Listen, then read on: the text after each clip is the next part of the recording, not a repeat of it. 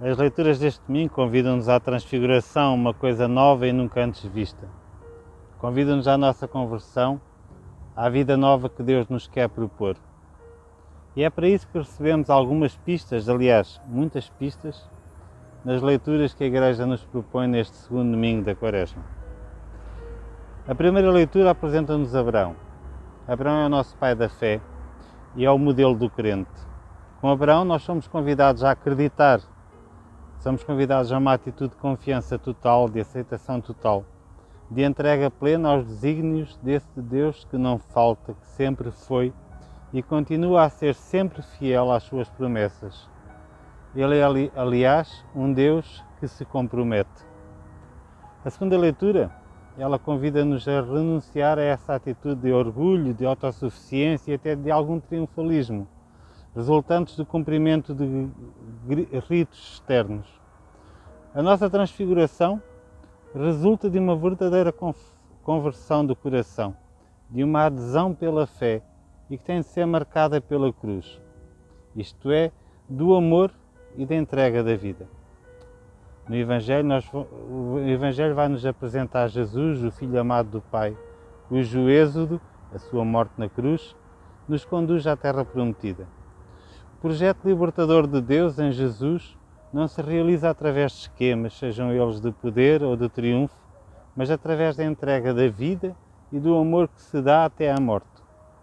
É esse o caminho que nos conduz, a nós também, à transfiguração em homens e mulheres novos. Vamos ouvir a primeira leitura.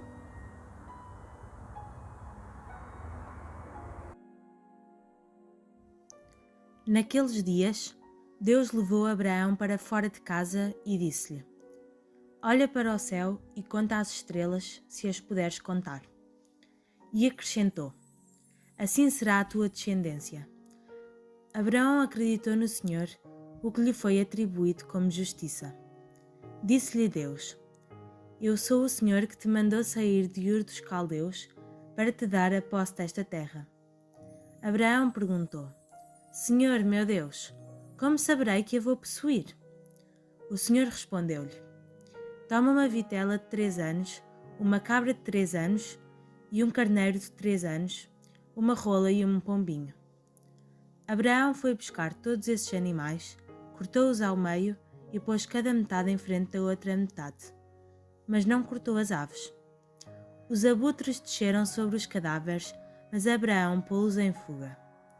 Ao pôr do sol, apoderou-se de Abraão um sono profundo, enquanto assaltava um grande e escuro terror.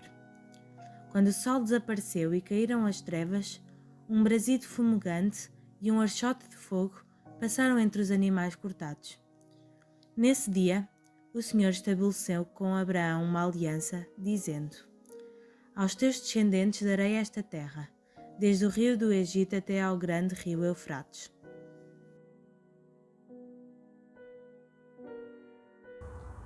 Habitualmente, quando nós pensamos em Gênesis, pensamos no relato da criação. Mas o Gênesis é muito mais que o relato da criação. Nos primeiros capítulos temos, de facto, o relato da criação, depois já o episódio de Caim e de Abel, ao episódio de Noé e do dilúvio, e depois, do capítulo 12 ao capítulo 50, temos aquilo que é chamado o ciclo dos patriarcas. Os patriarcas são Abraão, Isaac, Jacó e depois o filho de Jacó, José. O capítulo 50 trata precisamente, primeiro no início do capítulo 50, as exéquias de Jacó e nas linhas finais de José. E estavam assim fundadas as 12 tribos de Israel e o povo estava nesse momento exilado no Egito. Mas voltemos ao certo que a Igreja nos propõe para este dia. Abraão era filho de Tera, era casado com Sara e era de Ur. O pai dele era de Ur, mas já tinha viajado para Harã. Harã é cá em cima, no sul da Turquia. Ur era lá embaixo, naquilo que é hoje território do Iraque, na altura na foz do rio Eufrates e do rio Tigre. No capítulo 12, no início deste ciclo dos patriarcas, o Senhor tinha dito a Abraão: deixa a tua terra, deixa a tua família e deixa a casa do teu pai e vai para a terra que eu te indicar.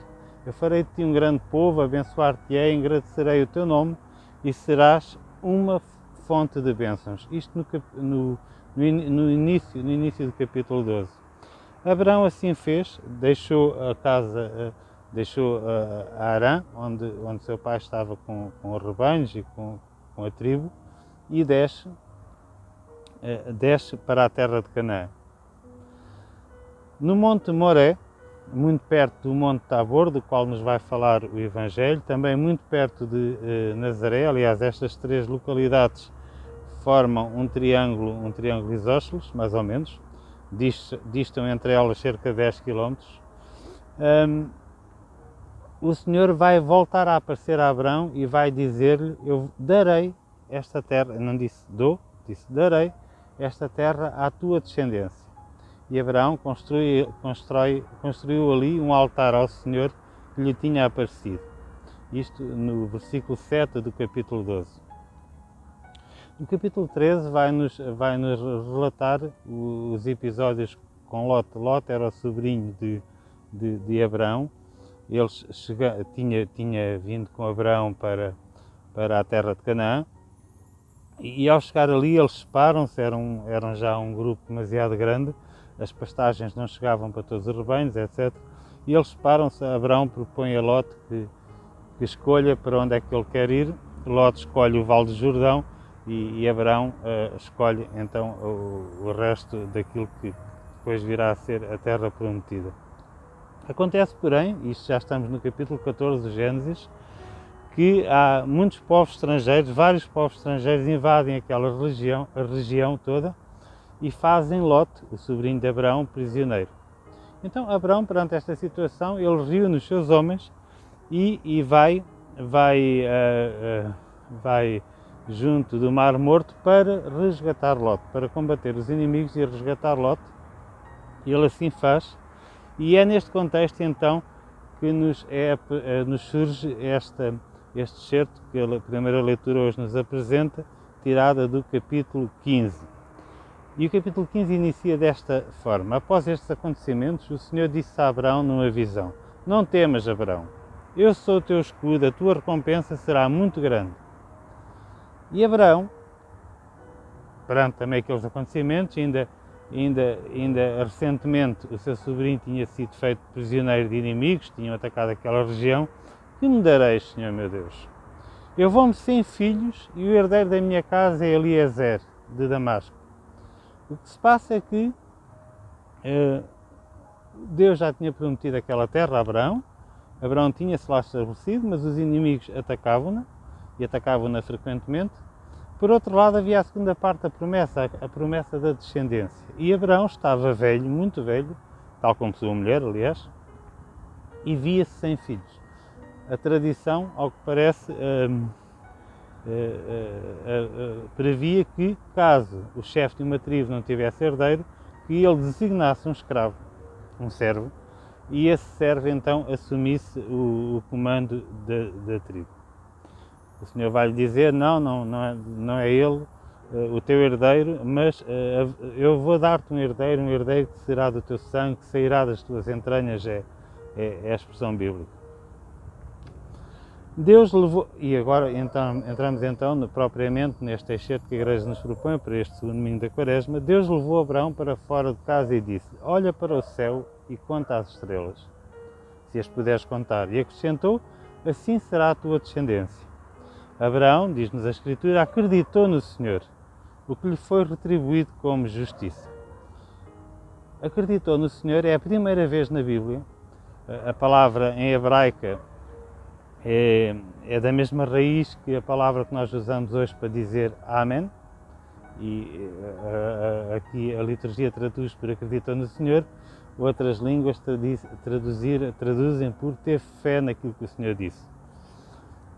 É a primeira vez então que a alusão à fé surge na Bíblia.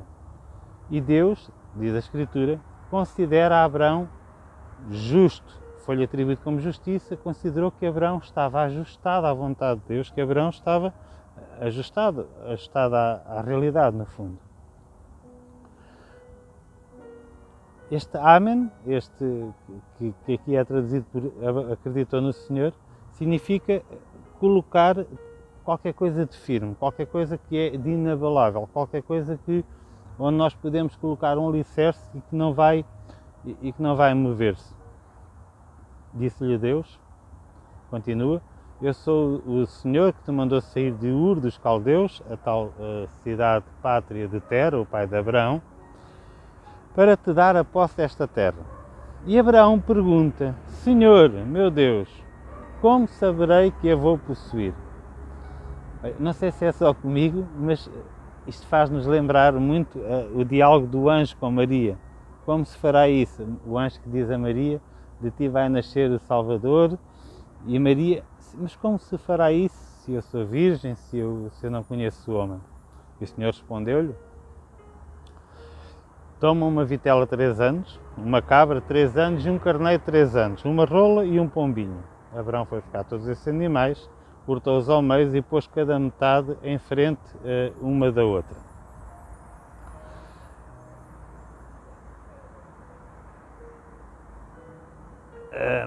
Os abutres, então, continua o texto, os abutres desceram sobre os cadáveres, mas Abraão pô-los em fogo. Ora bem, desde logo este episódio remete, ao que parece, como dizem os estudiosos, remete para um costume antigo, dos povos antigos, para firmarem uma aliança, para firmarem um contrato entre povos, entre chefes de tribo, era normal sacrificar animais.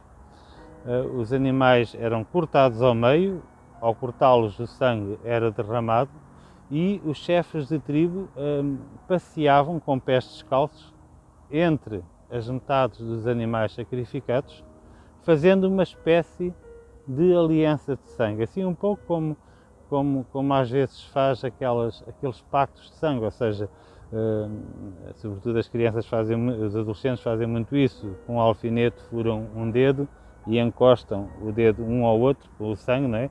E fazem assim um pacto de sangue. Isto era qualquer coisa que era comum na antiguidade.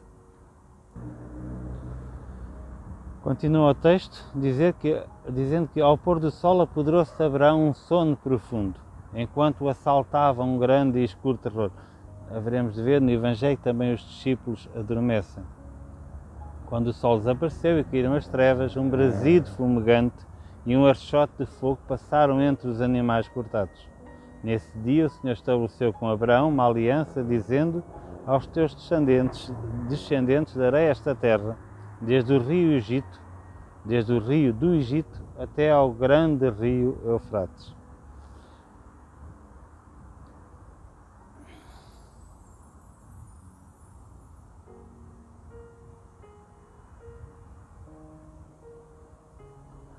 Este salmo que a Igreja nos propõe hoje é o Salmo 27.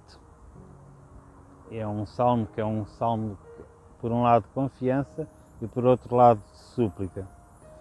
Em poucas palavras, neste salmo está tudo dito. Parte-se de uma certeza tranquila, o Senhor é a minha luz e salvação, a quem hei de temer? O Senhor é protetor da minha vida, de quem hei de ter medo?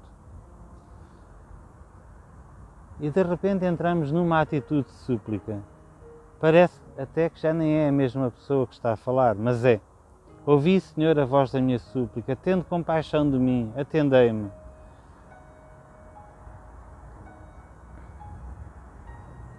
A primeira estrofe é este Amém de Abraão. Depois, sem referir concretamente os motivos da preocupação, o salmista entra numa atitude de súplica. É aquilo que mais tarde Jesus irá dizer, bati e abri-se-vos-á, procurai e achareis. Na terceira parte, a última estrofe, há como que o surgimento da terra prometida. Espera vir a contemplar a bondade do Senhor na terra dos vivos. Não falamos ainda aqui da ressurreição, não é ainda a ressurreição é um tema que há de vir a ser desenvolvido muito mais tarde, já no século II a.C. Mas há aqui a esperança, ao surgimento da esperança, há uma fé que surge, e a fé a esperança é a fé conjugada no futuro. Não é? Diz-me o coração, procurai a sua face, a vossa face, Senhor, eu procuro. Não escondais de mim o vosso rosto, espero vir a contemplar a bondade do Senhor na terra dos vivos. Como não nos lembrarmos também do Evangelho, que já sabemos que o Evangelho nos vai falar da transfiguração, não é? E todo este salmo está repleto desta expressão, a face, procurar a face, o vosso rosto. Eu quero contemplar. Também Moisés tinha pedido a Deus, no capítulo 33 do Êxodo, mostra-me a tua glória. E Deus respondeu-lhe, eu farei passar diante de ti a minha bondade, proclamarei diante de ti o nome do Senhor. Mas tu não poderás ver a minha face, pois o homem não pode contemplar-me e continuar a viver. Quanto à minha face, conclui o Senhor, ela não pode ser vista. Deus é o totalmente o outro. É um Deus que se faz próximo, mas é distante de nós, é uma realidade muito diferente da nossa. E por este trecho nós conseguimos perceber, por um lado, o totalmente outro que é Deus, mas também a sua delicadeza e proximidade. Tal como não conseguimos olhar o sol de frente, mas somos iluminados pela sua claridade, assim também Deus, nós somos iluminados pela sua claridade, pelo amor, pela vida que Ele é, mas não o podemos olhar de frente.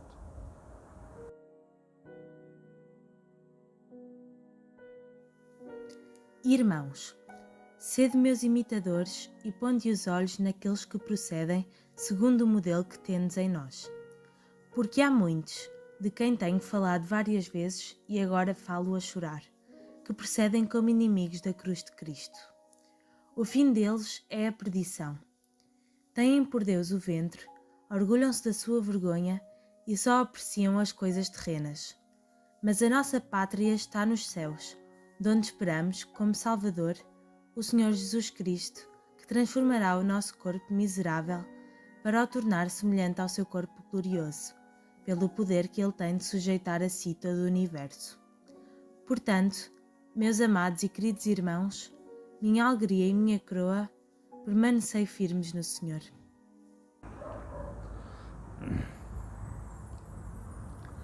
A carta aos Filipenses é uma carta que Paulo escreve enquanto está preso, provavelmente em Éfeso. Por um lado, a agradecer aos cristãos de Filipe um emissário que eles enviaram, provavelmente com suporte financeiro, mas também se calhar para o assistir naquilo que fosse necessário. E ao mesmo tempo, Paulo está preocupado com qualquer coisa que se passa entre os cristãos de Filipe.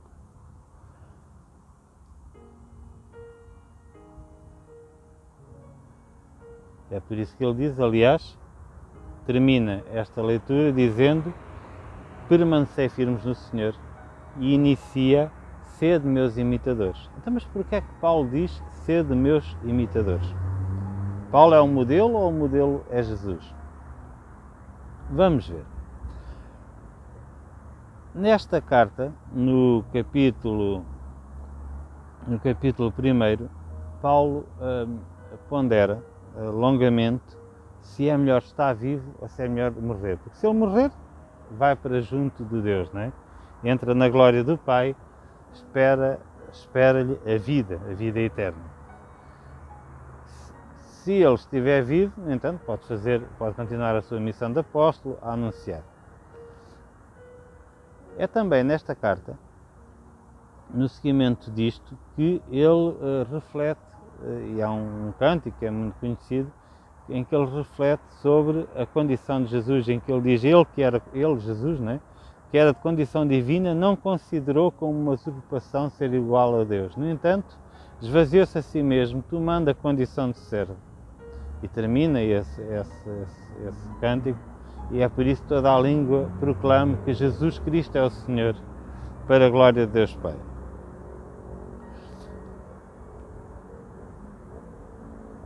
Então qual é que é o problema? Reparem, o capítulo 3 começa com esta expressão. Cuidado com esses cães. É muito forte, a expressão é muito forte. Cuidado com esses maus trabalhadores, continua Paulo. cuidado com os falsos circuncisos, porque nós é que somos pela circuncisão. Nós, os que prestamos cultos pelo Espírito de Deus, nos gloriamos em Cristo Jesus e não confiamos na carne. Ora bem, o que está aqui em causa é que então havia cristãos na comunidade de Éfeso, na comunidade de Filipos, havia cristãos que estavam demasiado presos aos hábitos, às tradições judaicas.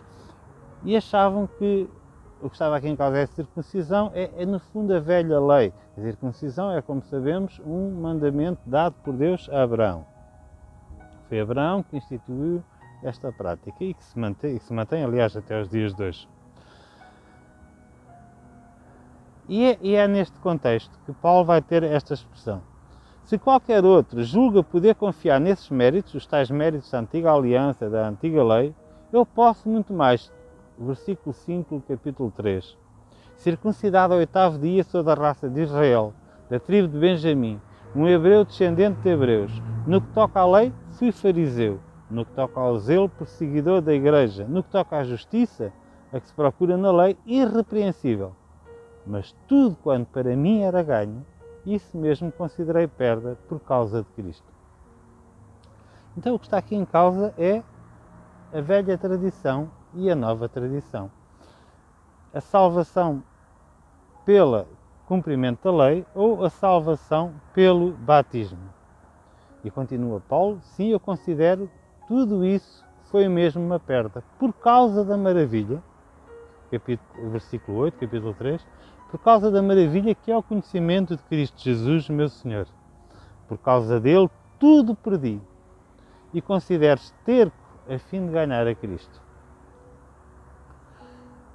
Não com a minha própria justiça, a que vem da lei, mas com a que vem pela fé em Cristo, a justiça que vem de Deus e que se apoia na fé. É então, neste contexto, que se inicia então esta segunda leitura. Irmãos, sede meus imitadores nisto, considerar que tudo é lixo, que tudo é muito pouco, quando comparado com a fé em Cristo. Ponde os olhos naqueles que procedem segundo o modelo que temos em nós, porque há muitos que procedem como inimigos de Cristo e o fim deles é a perdição. Têm por Deus o ventre, orgulham-se da sua vergonha e só apreciam as coisas terrenas. Têm por Deus o ventre. Têm por Deus o ventre significa que, dentre essas práticas judaicas, havia muitas que diziam respeito à restrição alimentar. Têm por Deus o ventre. Orgulham-se da sua vergonha. É uma alusão clara à circuncisão, às partes baixas, as partes da vergonha, não é?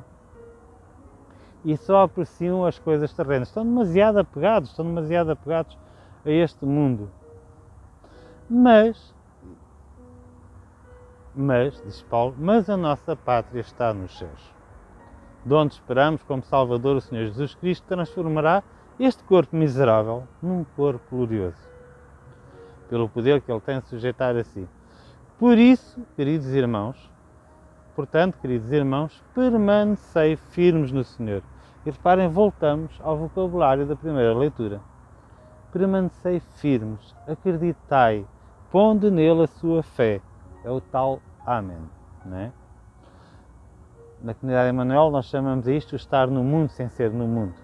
São Paulo diz que a nossa pátria, aliás, para os judeus sabemos bem, aliás, pela história recente, este século ainda XXI, há muitas questões políticas por causa da ocupação lícita ou ilícita de Israel, mas para Paulo a nossa pátria está nos céus. Para Paulo o batismo é a verdadeira circuncisão. Nós não ganhamos então a salvação por mérito próprio, pelo fruto dos nossos esforços, mas ela é dom gratuito de Deus.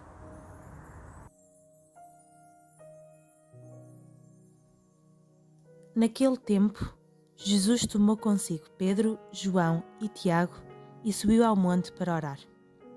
Enquanto orava, alterou-se o aspecto do seu rosto e as suas vestes ficaram de uma brancura refulgente. 2 homens falavam com ele.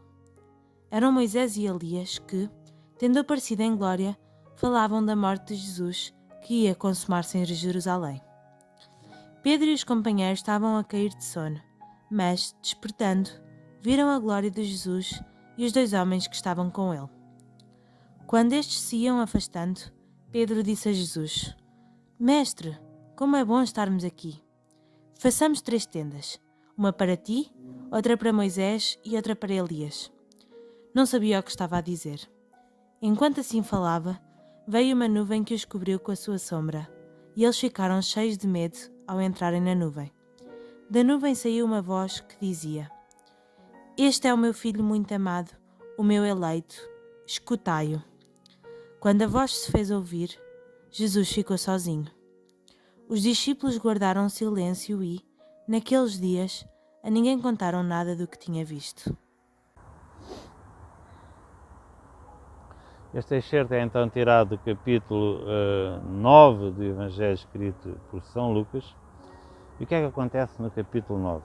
O capítulo 9 inicia com Jesus enviar os 12, dar-lhes poder para curar os doentes, para expulsar os demónios, e manda-os sem alforjes, sem capas, só com as sandálias que têm nos pés. No seguimento, Jesus alimenta 5.000 pessoas. E depois deste episódio miraculoso, já num ambiente de maior intimidade com os discípulos, Jesus pergunta aos discípulos: quem dizem por aí que eu sou? E é neste contexto que Pedro toma a palavra e responde: tu és o Messias de Deus.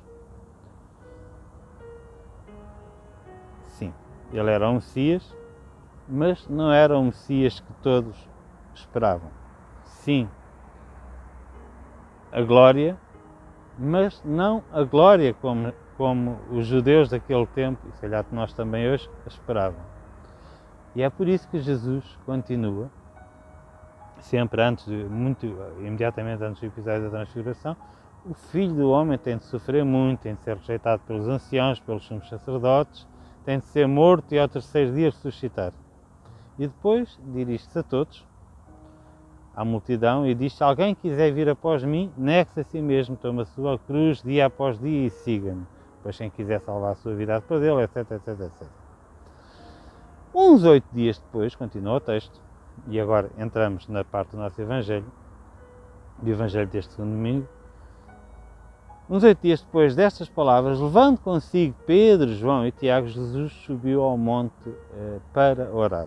De novo, Jesus toma consigo os seus discípulos e leva-os a um monte para orar. E aqui já não são as multidões ou os discípulos quem dá a sua opinião. É Deus quem vai falar. Este é o meu filho, este é o meu eleito, escutai-o. Quando a voz se fez ouvir, Jesus ficou sozinho, ele estava acompanhado de Moisés e de Elias. Estamos no final daquilo que se chama, no Evangelho de Lucas, a etapa da Galileia, o período em que Jesus viveu na zona da Galileia. Durante essa etapa, Jesus já tinha anunciou a salvação aos pobres, proclamou a libertação aos cativos. Lembram-se? É aquilo que ele manda dizer a João, quando João manda aos discípulos a perguntar-lhe: és tu o Messias ou devemos esperar outro? Ele proclamou a libertação aos cativos, ele fez os cegos recobrarem a vista, mandou em liberdade os oprimidos, proclamou o tempo da graça do Senhor.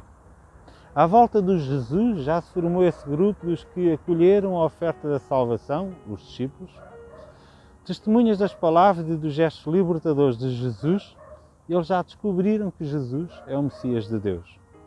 Também já ouviram dizer que o messianismo de Jesus passa pela cruz e que os discípulos de Jesus devem seguir o mesmo caminho de amor e de entrega da vida. Mas antes de subirem a Jerusalém, que é a etapa que segue, para testemunhar a salvação através da cruz, recebem esta revelação. Estes 3 privilegiados recebem esta revelação do Pai no alto de um monte, atesta que Jesus é o Filho bem amado. Os acontecimentos que se aproximam ganham assim todo um novo significado. Já não é a cruz pela cruz, é a cruz a caminho da glória. Lucas usa propositadamente, neste episódio, todo um vocabulário que evoca inequivocamente o episódio de Moisés no Sinai. Temos a montanha, a nuvem, a glória, a voz que se faz ouvir, as tendas. Moisés tinha passado 40 dias no Sinai na presença de Deus.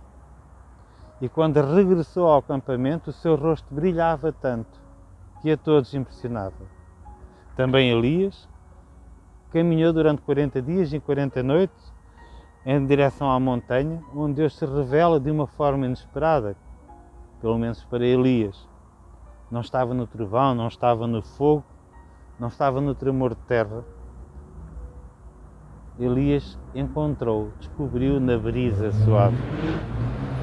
Moisés e Elias representam aqui a lei e os profetas. Jesus refere-se muitas vezes o que está escrito na lei e nos profetas, às vezes nos escritos, na lei e nos profetas, não é? Moisés, a lei, a Torá, e Elias, o maior dos profetas, um profeta. Além disso, são personagens que, de acordo com a catequese judaica, deviam aparecer no dia do Senhor, tal como está escrito no Deuteronômio, quando se manifestasse a salvação definitiva. Estas duas personagens tiveram o privilégio da revelação da glória de Deus no Antigo Testamento, estão também presentes a quando da revelação da glória de Cristo. E Lucas é o único evangelista que nos dá conta do teor da sua conversa. Eles falavam da morte de Jesus que ia consumar-se em Jerusalém. Ora, no texto grego, no texto original, não é usada a palavra thanatos, thanatos significa morte, eutanásia, por exemplo, a arte de morrer, enfim, não é usada a palavra exodon, êxodo. E não é por acaso, decididamente, a partir daqui, passa a ser impossível separar a glória de Cristo da sua cruz. Não é? Lucas usa o termo êxodo para falar da morte de Jesus, tal como Moisés tinha dado início ao êxodo do seu povo, que estava escravo no Egito. Assim também, a Páscoa de Cristo, que brevemente irá acontecer em Jerusalém, abrirá o caminho de libertação para toda a humanidade. Faz ouvir uma voz do céu: este é o meu filho, o meu eleito, escutai-o. Temos aqui 3 palavras fulcrais: filho, eleito, escutai-o. Vamos ver. No tempo de Jesus, estas 3 palavras remetiam para as 3 dimensões que o Messias deveria preencher. Ele deveria ser um Messias rei, um Messias servo e um Messias profeta. O título Filho de Deus era atribuído aos reis no dia da sua sagração, no dia da sua entronização. Este é o meu filho. Escolhido, eleito, era um dos epítetos que aparecem em Isaías, no chamado Canto do Servo. Por exemplo, em Isaías 42, logo no primeiro versículo: eis o meu servo que eu amparo, o meu eleito, o que eu preferi. Quanto à expressão escutai-o, é uma alusão à promessa que Deus tinha feito a Moisés de suscitar um Messias profeta. O Senhor teu Deus suscitará no meio de vós, dentre os teus irmãos, um profeta como eu. A ele deves escutar. Capítulo 18 do livro do Deuteronômio. E aqui escutai-o não é uma ordem que é dada por um líder dominador, autoritário, até prepotente. Aqui escutai-o é antes uma súplica, é como quem diz: confiem nele. A mensagem fundamental é, portanto, esta: Jesus é o Filho amado de Deus, através de quem o Pai oferece aos homens uma proposta de aliança e de libertação. O Antigo Testamento, Moisés, Elias, a lei e os profetas, apontam para Jesus e anunciam já a salvação definitiva que nele irá acontecer. Essa libertação definitiva dar-se-á na cruz, quando Jesus cumprir integralmente o seu destino de entrega, de dom, de amor total. A cruz é este novo êxodo, é o dia da libertação definitiva do povo de Deus. No meio deste espetáculo todo, Pedro, meio atordoado talvez, Pedro sugere, façamos aqui 3 tendas, mas Lucas, o narrador, acrescenta logo de seguida, não sabia o que estava a dizer. É que não estava em questão, e continua a não estar, instalarmos muito confortavelmente, longe dos problemas e dos sofrimentos do mundo, dentro da nossa espiritualidade ou dentro das nossas igrejas. É preciso ir. A construção das tendas, Pedro sugere que façamos 3 tendas, e nem sequer pensem em fazer uma tenda para ele, era uma para Jesus, uma para Moisés e outra para Elias. Há aqui uma clara alusão à festa das tendas, em que celebrava o tempo do êxodo, quando o povo de Deus habitou em tendas no deserto. Estas 3 tendas, a construção das tendas, parece significar que os discípulos queriam deter-se, permanecer nesse momento de revelação gloriosa, de festa, de júbilo, de bem-estar, ignorando o destino do sofrimento de Jesus. É que o próprio Deus não se deixou ficar instalado. O próprio Deus encarnou. O Papa Francisco não se cansa de dizer que quer uma igreja em saída, não é? Mas também convicta e enraizada em Cristo. Não basta estar em saída. Nós somos cidadãos do céu. A nossa pátria estará sempre nos céus, dizia-nos a segunda leitura. Assim, neste episódio, os discípulos, testemunhas da Transfiguração, parecem também não ter muita vontade de descer à terra, de enfrentar o mundo e os problemas dos homens. Os discípulos representam aqui todos aqueles que vivem de olhos postos no céu, mas aliados, se calhar, da realidade concreta do mundo, sem vontade de intervir para o renovar e transformar. No entanto, a experiência de Jesus obriga a continuar a obra que ele começou e a regressar ao mundo para fazer da vida um dom e uma entrega aos homens, nossos irmãos. E o som dos discípulos? Reparem que o som dos discípulos também, já na primeira leitura, nos falava de Abraão que adormeceu, não é? O som é aqui também ele simbólico. Os discípulos dormem porque não querem entender que a glória do Messias tenha de passar pela experiência da cruz e da entrega da vida.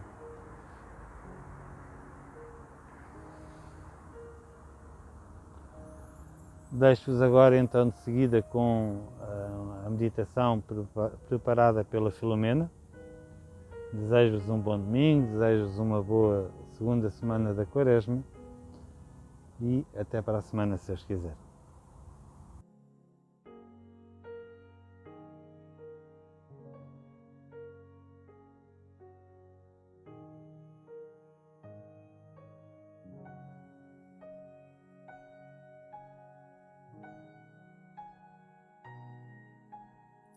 No segundo domingo da Quaresma, a liturgia faz-nos contemplar a transfiguração de Jesus. No entanto, a transfiguração dá-se num momento específico da vida de Jesus. Ele havia anunciado que iria sofrer muito, que iria ser morto. Queria ser morto de uma forma violenta. No entanto, ele também havia anunciado que ao terceiro dia ressuscitava. E isto não foi entendido pelos discípulos, que se sentiram revoltados. Isto não podia acontecer. Jesus tinha vindo para os libertar da opressão, de tudo aquilo que eles viviam e que estavam convencidos que viria um reino novo, um reino em que Jesus seria o seu rei, de uma forma muito mundana, muito idêntica àquilo que eles conheciam. E Jesus veio dizer que não seria assim. Por causa dessa revolta, dessas palavras de desânimo, Jesus compreendeu que os discípulos, ao fim de todo o tempo que haviam partilhado com ele a sua vida e a sua mensagem, não tinham percebido completamente a fundo aquilo que era o seu reino, aquilo que era a sua promessa. E então foi mais longe e convidou Pedro, João e Tiago a subir ao monte. Subir ao monte é subir a um lugar de luz, símbolo fascinante da singular experiência de glória do Senhor. Isso acontece porque o Senhor entra em oração profunda. São várias as passagens do Evangelho que nos referem que Jesus se isolava para orar. Normalmente, de madrugada, Jesus afastava-se para rezar, para orar. E também aqui, Jesus subiu ao monte para orar. Enquanto orava, alterou-se o seu aspecto, o aspecto do seu rosto, e as suas vestes resplandeceram. E aí os discípulos ficaram fascinados. Perceberam que a oração transformava. Mas nessa altura, eles sentiram-se ensonados com sono e, ao acordarem, ao serem despertados, perceberam-se que Jesus não estava sozinho. Junto de Jesus estava Moisés e Elias. Moisés simbolizava a lei que eles foram habituados a conhecer e a respeitar. Elias é o símbolo da profecia que anunciava o Salvador. E estes dois homens, Moisés e Elias, estavam junto de Jesus e falavam-lhes do acontecimento futuro, do êxodo do próprio Cristo para a terra prometida. Jesus ia ser morto, mas iria ressuscitar. Estaria em glória com Deus. Estaria na glória de Deus. E ao ouvir esta mensagem, os discípulos sentiram uma grande paz, porque perceberam a perspectiva cristã do sofrimento. O sofrimento é uma passagem necessária, mas é transitória. O ponto de chegada para o qual somos chamados é luminoso, como o rosto de Cristo transfigurado. E é esta mensagem que os discípulos receberam e que nos transmitem nesta passagem de Lucas. O evangelista Lucas insiste sobre o facto de que Jesus se transfigurou enquanto orava. Nós somos convidados, através deste Evangelho, a esta relação íntima com Jesus. Vivemos tempos difíceis, mas não são mais difíceis que o tempo de Jesus. Nós acreditamos sempre que o nosso mal é pior que o dos outros. No entanto, nos últimos tempos temos percebido que o nosso mal não é maior que o dos outros, que de todo o mundo que nos rodeia. Nós temos um bem.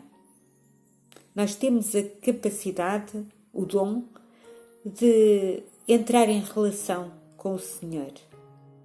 E entrar em relação com o Senhor leva-nos a este sentido de paz interior, de felicidade. Tal como Pedro, André e Tiago, aliás, Pedro, João e Tiago, sentiram uma paz interior grande e e quiseram até permanecer ali, não queriam sair, queriam ficar ali para sempre. Também nós, na relação íntima com o Senhor, através da oração, podemos encontrar essa paz que nos diz no nosso interior: eu desejo permanecer aqui, neste ponto, nesta relação íntima com Deus. E também sabemos que é nessa relação íntima com Deus, nessa relação de oração, que nós encontramos, que nós podemos ser repletos da glória de Deus. Podemos encontrar essa transfiguração, podemos ser transfigurados, podemos ser transformados. É tempo de pedirmos ao Senhor que, através do Espírito Santo, transforme a nossa vida. É tempo de entrar em comunhão, em oração íntima com Deus e pedir-lhe que nos cubra com a sua nuvem e que possamos estar em perfeita harmonia com Ele, com Jesus, e sentir que a nossa vida a Ele pertence, que a nossa vida nos foi dada com muito amor, com muita misericórdia, e que o Senhor nos quer felizes, mas felizes na plenitude da glória do Senhor. É este convite à plenitude, à verdadeira comunhão, à verdadeira paz, que no segundo domingo da Quaresma encontramos. Somente permanecendo com Ele veremos a sua glória. Somente permanecendo com Ele seremos transfigurados. Amém.